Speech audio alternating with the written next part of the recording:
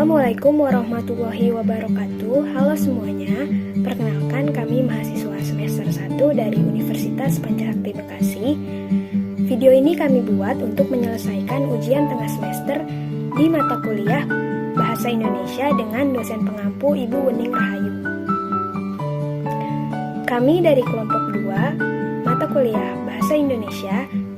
Di video ini akan mempresentasikan materi tentang ragam bahasa. Sebelumnya, izinkan saya memperkenalkan anggota grup kami. Yang pertama ada Riamin Elfrida dari Program Studi Pendidikan Bahasa Inggris. Yang kedua ada saya sendiri, Nurma Muadah Nabila dari Program Studi Pendidikan Bahasa Inggris. Yang ketiga ada Kire Andiani dari Program Studi Pendidikan Bahasa Inggris. Yang keempat ada Siti Fadilah dari Program Studi Pendidikan Bahasa Inggris. Dan yang terakhir ada Agus Kurniawan dari Program Studi Pendidikan Bahasa Inggris.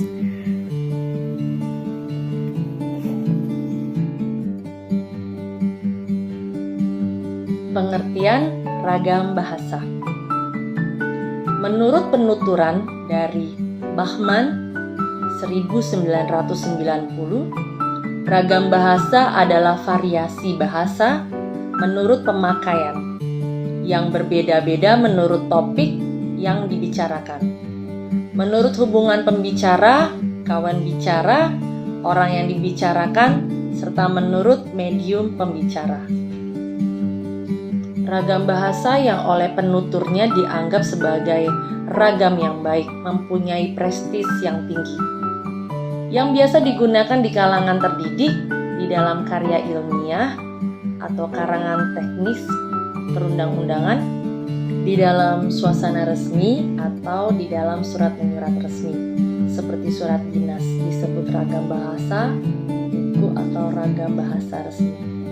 Menurut Dendi Sugono tahun 1999, bahwa sehubungan dengan pemakaian bahasa Indonesia timbul dua masalah pokok, yaitu masalah penggunaan bahasa baku dan tak baku. Dalam situasi resmi seperti di sekolah, di kantor, atau di dalam pertemuan resmi digunakan bahasa baku. Sebaliknya dalam situasi tak resmi seperti di rumah, di taman, di pasar, kita tidak dituntut menggunakan bahasa baku. Assalamualaikum warahmatullahi wabarakatuh. Nama saya Kira Andiani. Saya akan membahas fungsi ragam bahasa. Yang pertama, bahasa sebagai alat komunikasi.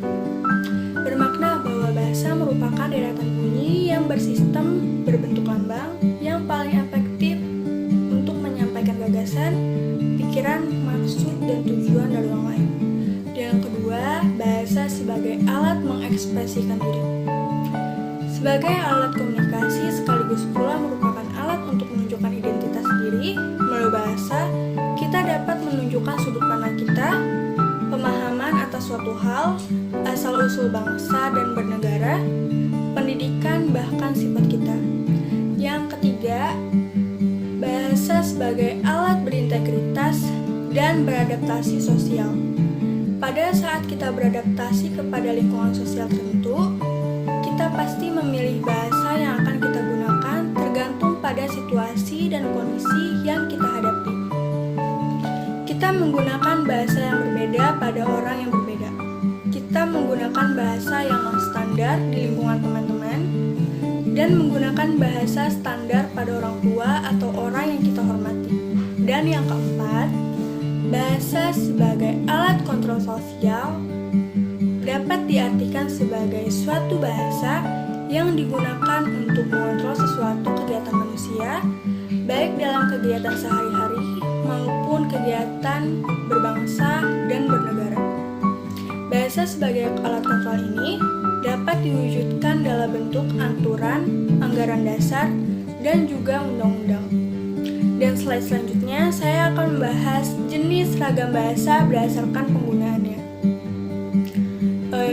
Ragam bahasa itu ada dua, ada yang lama dan ada yang baru. Nah, kalau misalkan ragam bahasa Indonesia yang lama itu ragam bahasa yang dipakai sejak zaman Kerajaan Sriwijaya sampai dengan dicetuskannya Sumpah Pemuda. Ciri ragam bahasa Indonesia lama ini masih dipengaruhi oleh bahasa Melayu yang sampai saat ini menjadi bahasa Nusantara bahasa Indonesia. Dan yang kedua itu ragam bahasa Indonesia yang baru. Nah, penggunaan ragam bahasa Indonesia yang baru itu dimulai sejak dicetuskannya Sumpah Pemuda pada tanggal 28 Oktober 1928 sampai dengan saat ini. Melalui pertumbuhan dan perkembangan bahasa yang beriringan dengan pertumbuhan dan perkembangan bahasa Indonesia.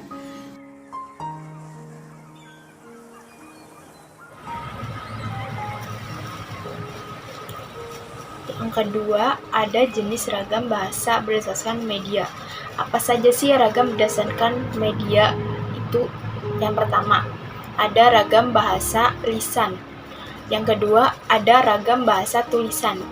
Ragam bahasa lisan adalah bahasa yang dihasilkan melalui alat ucap berurusan dengan lisan. Jadi maksudnya bahasa yang kita lakukan sehari-hari dengan menggunakan lisan. Contohnya, anak itu pendiam sekali, padahal ibunya cerewet. Nah, itu salah satu contoh bahasa lisan.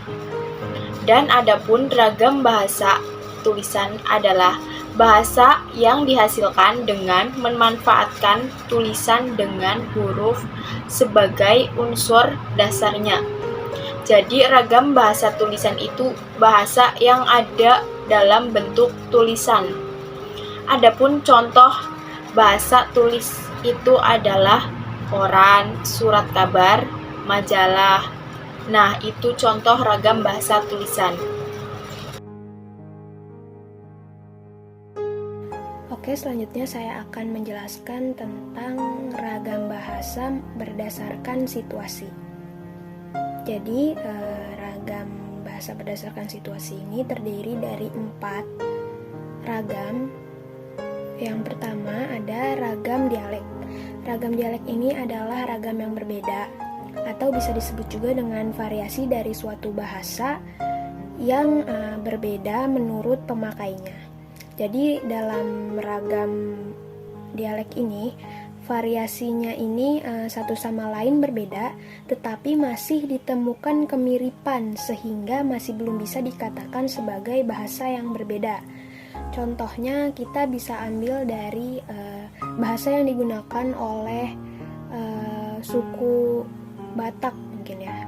Orang-orang Medan biasanya mereka masih menggunakan bahasa Indonesia, tetapi ada kata yang berbeda dan juga nada yang berbeda. Biasanya orang Medan itu menggunakan nada yang tinggi dalam berbicara, itu disebut dialek. Atau bisa juga misalnya dalam pembicaraan orang Sunda, biasanya orang Sunda itu menggunakan nada yang halus, atau mereka masih membawa bahasa Sunda seperti teh, atuh gitu dalam bahasa mereka. Itu juga disebut dengan ragam dialek. Yang kedua adalah ragam terpelajar. Ragam terpelajar adalah ragam yang berkembang dari masa ke masa. Jadi ragam terpelajar ini, di dalam ragam terpelajar terjadi pembenaran bahasa terhadap bahasa-bahasa asing. Pembenaran ini dimaksud adalah seperti pembenaran bahasa yang sesuai dengan kamus bahasa Inggris. Contohnya kata video. Dulu tuh orang-orang menyebutnya dengan video. Tetapi dengan seiring berjalannya waktu terjadilah pembenaran bahasa. Sehingga kata video ini berubah menjadi video.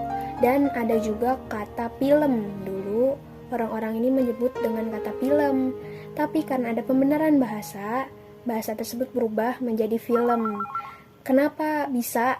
Karena dulu orang Indonesia itu sering meniru orang-orang asing, tetapi mereka menyebut kata tersebut hanya dengan kata atau huruf yang mereka tahu. Jadi muncullah kata film, video ini ada.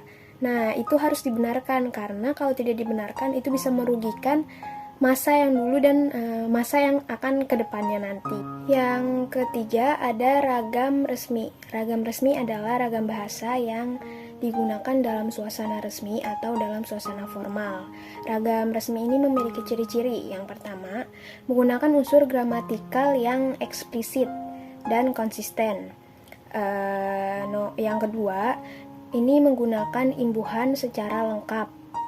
Yang ketiga, menggunakan kata ganti yang resmi. Yang keempat, menggunakan kata baku yang telah disesuaikan dengan EYD atau ejaan yang disempurnakan.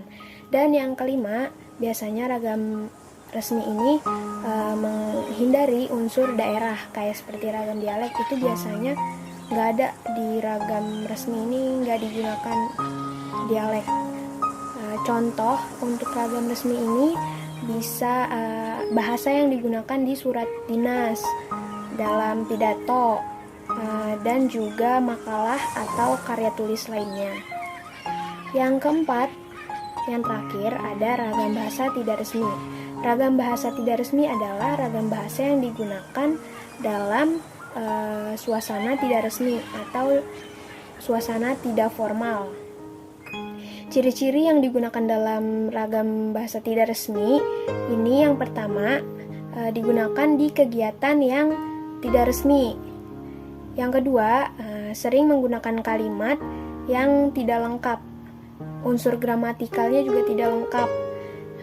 Contohnya, ini seperti surat pribadi, surat untuk keluarga, surat untuk teman, atau bisa juga percakapan. Di dalam percakapan itu biasanya di percakapan sehari-hari atau percakapan ketika sedang bermain dengan teman dan lain-lain. Baik, di sini saya akan menjelaskan di bab terakhir. Yang keempat itu berdasarkan topik pembicaraan. Jadi topik pembicaraan ini sendiri dapat dibagi menjadi 5, yaitu ragam ilmu. Ragam ilmu bahasa Indonesia yang digunakan untuk kegiatan ilmiah oleh sekelompok masyarakat terpelajar. Contohnya seperti di sekolah dasar, sekolah menengah pertama, menengah atas, sampai di perkuliahan atau di perguruan tinggi.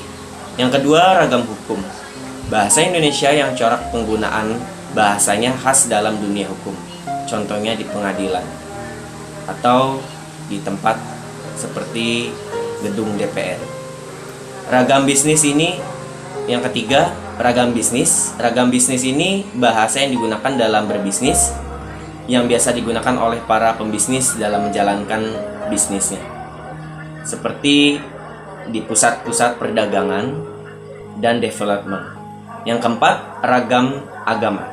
Suatu kumpulan bahasa yang heterogen yang berkaitan dengan unsur-unsur agama, yaitu seperti di pengajian dan di tempat ibadah-ibadah lainnya.